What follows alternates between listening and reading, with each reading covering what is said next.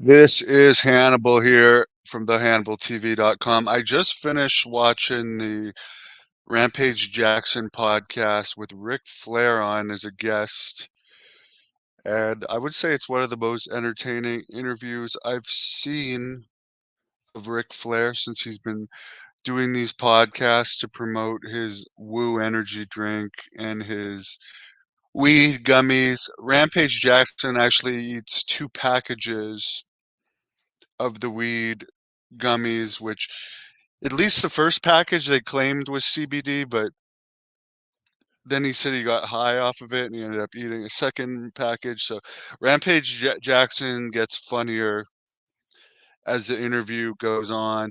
The one interesting thing at the start is Ric Flair says Logan Paul is with us now. When he brings up Logan Paul as if he's still with WWE. However, later in the interview, he talks about AEW. He's talking about WWE actually more than AEW in this interview. But at one point in the interview, he mentions that the WWE is about to go to France for SummerSlam, which is wrong. It's Backlash. I think SummerSlam's in Cleveland this year, Logan Paul's hometown. But he then brought up Wembley Stadium last year having a big crowd for AEW, and they're coming back this year. And he mentions why he's with AEW is because he can make more money with his Woo energy and marijuana products than working for WWE. Although he said he was paid well over the years in WWE, but he says he's making more money now than ever. It's still amazing to me that AEW does not use him. They have all these attendance problems, and they never put him on the posters. I mean, when they do use him, it's a surprise, and it's usually something very forgettable. It's one of the biggest turnoffs of AEW, how they waste one of the all probably one of you can't have a Mount Rushmore of wrestling without Ric Flair. You just can't. I'm sorry. Ric Flair, Hulk Hogan, and The Rock, they got to be on there. But anyways, he goes on talking about he jokes about his alcohol issues in this, saying like drinking 10 beers after the match just to before he gets to the hotel or bar. That's just a warm up. And then he talks about or Chavo Guerrero talks about Ric Flair and Hector Guerrero. Chavo Guerrero was watching this, I guess, and makes a couple cameos because he's in the studio, but he tells a story of Ric Flair ordering him and Hector Guerrero, who is Chavo's uncle, I believe, like 50 kamikazes at closing time, at last call at one point. So it, I mean, Ric Flair's 75 now. He's really holding on to his last strands of hair. I, w- I would say that he should just either try and get hair implants or wear a wig at this point with and I like Ric Flair. I'm not saying this in a mean way because I've lost a lot of my hair too. I should keep my head shaven, but he's really holding on to his last few strands of hair. But like he clearly has an alcohol problem. The amount that he talks about drinking in this, and it's I almost regret looking up to him so much when I was younger because it definitely made me make some mistakes with women as far as being faithful, which I've paid the price for over the years. He's paid the price for too with all his divorces. Um, but yeah, the partying and stuff, the way he makes the partying cool, it's like it's not cool. Like the way he talks about it, that as soon as he got out of rehab, at one point WWE made him go to rehab, and he went straight to a bar after and chugged down 6 beers. And then he talks about drinking. He like makes light of his drinking issues in this, which is fine. I think he's lucky that between his hour-long matches and the cardio he did, he sweated out most of his alcohol over the years, so it didn't affect him as much as it would in normal people. So he talks about his alcoholism in this in a very positive way, and they're kind of joking about it, but it's sad, and I don't think it's something that people should like admire how much he's drank over the years, because a normal person that will lead to horrible consequences. And you look, I mean, his son died of a heroin overdose. Maybe if he had been a better father and husband and role model, his son wouldn't have died. And I'm not, and I love him. I love Ric Flair. I'm just saying that for the people that are still able to change, don't act like don't take his behavior as like behavior that's going to help you in life become someone like that. He's an exception. He could pull that off and not be totally ruined, and he's so famous he's able to keep getting jobs. He's claimed that he drove Andre the Giant around for a year, talked about how much they used to drink. It's funny, at one point in this interview, he does talk about before he was adopted and moved to Minnesota, he was actually born in Memphis, where Rampage Jackson is from. But it's funny because at one point, Ric Flair says in the interview, "Tell me the city, I'll tell you the best bar in the city." And Rampage Jackson says, "Memphis, where I'm from." And then Ric Flair's like, "Well, I haven't wrestled there that much. I can't remember, but Beale Street was the street in Memphis." And one of the reasons why he didn't wrestle much in Memphis, which I'm sure he did in WWE, but him and Jerry Jarrett had heat at one point because Jerry Jarrett, as he personally told me, had booked him on a big show, but the show was going to lose money, so he ended up canceling Ric Flair, and Ric Flair took it personally. He did famously have a match with Coco Beware on one show there too, but he was supposed to wrestle Bill Dundee, and Bill Dundee switched the title because he didn't want to work with Flair on that particular night. So there was a big uproar over that. So Memphis probably wasn't always the greatest memory for him. He said he liked working with Shawn Michaels the most. He put over Shawn Michaels a lot in this. He says put over his daughter. As far as today's wrestling, he says they plan their stuff out way too much, and they do too dangerous spots. He mentioned all the people that have broken their necks in recent years, and just that people are doing stuff that's really dangerous. And let's face the facts, all these people that are doing flips, the flippity floppity acrobatic stuff, they're not going to be known like Ric Flair. I mean, Rey Mysterio, who's a legend, is one of the exceptions that will go down as one of the all-time greats. But as far as North American wrestling, there's not too many of the real acrobatic guys that get over, and it's done so much that it really takes away from it. Good morning to you, Victor. Have I talked to Ken Patera lately? He did talk to me about living with Ric Flair in this interview. Flair never brought up Ken Patera in this. He did bring up that he never trained his daughter.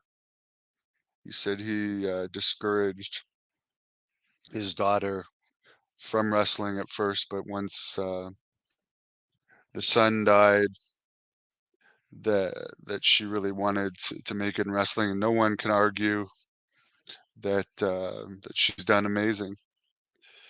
And of course, Andrade, her husband, is now back in WWE. Rampage Jackson talks in this. Apparently, they went out the night before, the co-host and Flair, and they were going out again that night, but with Rampage that night. Rampage talks about how he was a big fan of Flair's, and he talked about when I guess the A Team came out and Jackson played Mr. T's role. There was a thing they did with WWE where he powerbombed someone on Raw, but they didn't. Or sorry, he had to choke slam someone on Raw because they didn't want him doing the power bomb, even though he was good at the power bomb because I guess he'd done it in Japan. So I guess he's wrestled in Japan or something. But I believe at one point he appeared for TNA too, but I don't really remember. But anyways, he ended up doing the choke slam because they didn't want him doing the power bomb. And then the Big Show got legit mad at him because he did the choke slam. So there you go with the backstage politics. Other than that, talking they were trying to figure out why he had to do so many hour-long matches in his career, and Ric Flair explained because when you wrestle the local guy in the territory, you either had to let the world champion win or go through. In other words, go the full hour and make it a draw. And he says a lot of these local guys could not do the full hour well, so it was like wrestling yourself out there and not very fun. It doesn't sound like that would be very fun. No, no wonder he had to drink so much when you're stuck going against a local wrestler that is not trained to go an hour for an hour every night. He claimed he wrestled 7 days a week, twice on Saturdays, twice on Sundays, 365 days a year, which I'm sure it was close to that at various points. It's nowhere near that these days, by the way, for wrestlers. But those were the main things that stood out to me about the interview. Very entertaining interview overall, but definitely probably because AEW is doing jack shit with him. He didn't hardly put AEW over at all. So I'd be interested to see. I mean, I don't think he cares at this point, but it'd be interesting to see if I mean, not that AEW is using them, but if AEW would give him any heat, because all he really did on this was talk about WWE, other than saying he was with AEW. But I don't know. Oh, he also claimed that he had a heart attack during his last match, which was in Memphis, or sorry, which was in Nashville, in the summer of 2022, which drew very well and got a good pay-per-view buy rate. But I don't think anyone can argue it was a difficult match to watch. He says he's not retired. So he says he has a pacemaker and he passed out numerous times the last time he wrestled, but he's not retired. So he's open to doing something else. Whether he actually had a heart attack in the ring the last time or not, who knows? Wrestlers exaggerate a lot. But if he did, oh, he also says he has no injuries, no injuries at all. And he talked about the plane crash, no injuries that are still bothering him. Talked about the plane crash he had where the pilot died and two people ended up paraplegics, Johnny Valentine being one of them. And he said they were only half a mile from the runway when that plane crash occurred. Yeah, I didn't know Rampage had a podcast either. He's someone I would like to interview. I think I could do a great interview with him.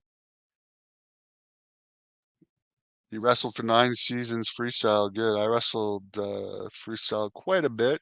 Enjoyed it. Yeah, the Ric Flair drip. Oh yeah, here's the other thing that's questionable in this interview. Well, the Ric Flair drip thing, that's from a music video, I guess, which I still haven't seen. But he claims, and I'm not saying he's lying on this. He claims that he's the one that got um, that Puerto Rican rapper Bad Bunny into wrestling. He said that they were waiting to get inside Barclays Center for WWE one night. And you guys tell me in the comments if you believe this story. I mean, but I'm not saying it's false. I'm just saying wrestlers exaggerate a lot. Um, but him and his wife Wendy, or his partner Wendy, were waiting to get in the Barclay Center, and Bad Bunny, who was a nobody at this time, was begging Ric Flair to get in the back, and his wife looked at Ric Flair and said, "Let's get him in the back." So they got him in the back, and they stayed in contact. He eventually appeared in the Bad Bunny music video. Then he blew up, and they stayed friends, and then Bad Bunny ended up getting into wrestling as well. So the only thing that's questionable in that, he says his wife is a very nice person and said, "Ah, come on, let the fan in." When I was at the Rhode Island Comic Con, uh, I forget what year it was. It was the year I interviewed Zeus. There was nobody in line at one point. Like it was dead. I believe it was the Sunday, and Ric Flair was sitting there with his wife. And keep in mind, DDP did an interview with me that day. Scott Hall, um, the guy from Twisted Sister, who I'm forgetting his name right now, D Snyder. But Ric Flair, I come up to him and his wife, and I introduce myself, and I say, "Tell him I'm a wrestler." I actually attended one of his camps with Harley Race, just a year or two before that. But obviously, he didn't remember me from that. But anyways, he wouldn't even do a 1 minute interview. He said he was willing to do it actually, and he looked at his wife, and his wife said no. His wife shook her head no. So I just don't think his wife, who like this guy who looks clearly like a wrestler, is like, I am one of the boys, and you're gonna say no to Rick, who there's no lineup at all for, doing a minute interview with me when all these other wrestlers are saying yes. Dustin Rhodes also said no that day, by the way, but everyone else said yes. X Pac did one, but anyways, I'm not hating on Ric Flair on that because he didn't want to go against his wife. And like, I mean, his wife is clearly the boss in the relationship. But I don't believe that his wife would have been like to a fan, "Oh, let's get the fan in." I just don't think that would have happened. Anyways, I'll end it at that. Please give this video a thumbs up. Enjoy your Saturday.